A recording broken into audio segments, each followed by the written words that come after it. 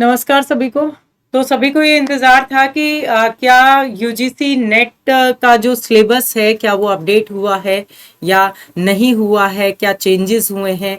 तो यही संभावना थी, लेकिन एनटीए के द्वारा जो है वो इतना डिले, जो पहले आपका एग्ज़ाम रद्द हो गया, एग्ज़ाम रद्द होने के बाद में री एग्ज़ाम हुआ, री एग्ज़ाम का रिजल्ट लेट आया, रिजल्ट लेट आने की वजह से अब एप्लीकेशन फॉर्म जो आपके आए हैं वो भी लेट आए हैं और कम समय के लिए आए हैं। अगर आपने अभी तक फिल नहीं करे हैं तो 10 दिसंबर इसकी लास्ट डेट है, तो आप अपना फॉर्म जो है वो ज़रूर फिल कर दीजिए अगर आप दिसंबर 2024 में नेट जेआरएफ क्लियर करना चाहते हैं तो।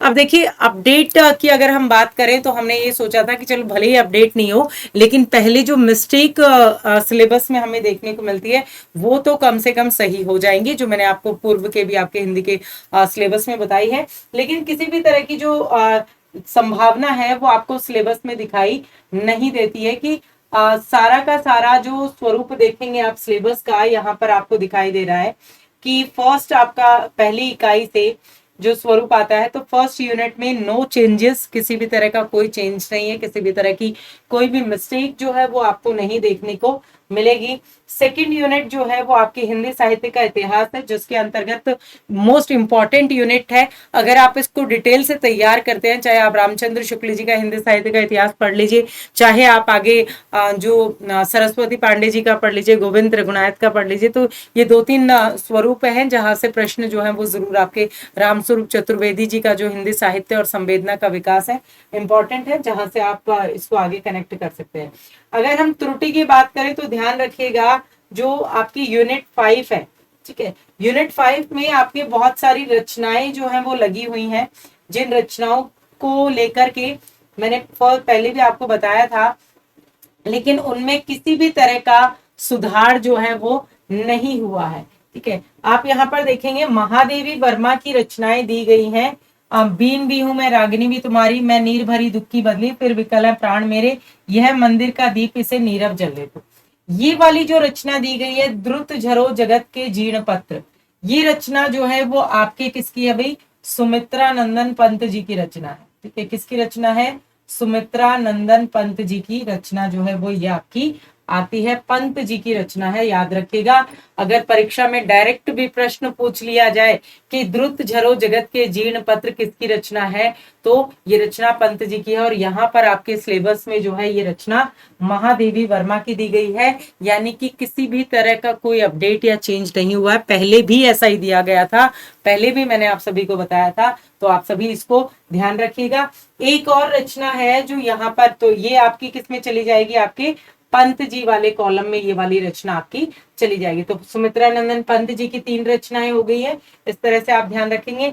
एक जो त्रुटि, एक और मिस्टेक जो आपकी दी गई है वो है आपकी निबंध वाली यूनिट के अंतर्गत। ठीक है, हिंदी निबंध की जो आपकी यूनिट है उसके अंतर्गत हम चलते हैं, और हिंदी निबंध में आप देखेंगे, यहाँ पर आप देखिए, ठीक है, यहाँ पर आपको दिखाई दे रहा है भारतेंदु के निबंध है। भारतेंदु से युग से आपको गद्य और पद्य में अलग अलग भाषाओं का रूप देखने को मिला।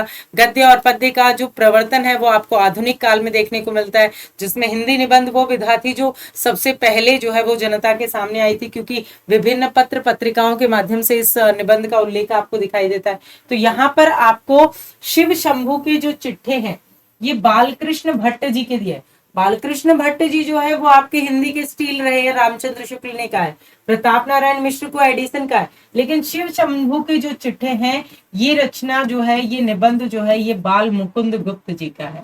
ठीक है, लॉर्ड कर्जन को संबोधित करके और बाल मुकुंद गुप्त ने जो है वो इस निबंध को लिखा है। बालकृष्ण भट्ट का ये निबंध जो है, बालकृष्ण भट्ट की निबंधावली जो है वो अनेक खंडों में, क्योंकि इन्होंने 100 से भी अधिक निबंध लिखे हैं, लेकिन आप देखेंगे आप यहाँ पर कि बाल मुकुंद गुप्त का है, और यहाँ पर ये दिया गया है आपका बालकृष्ण भट्ट का। तो बालकृष्ण भट्ट ऐसी बात नहीं है कि ये महत्वपूर्ण निबंधकार नहीं है, निबंधकार है।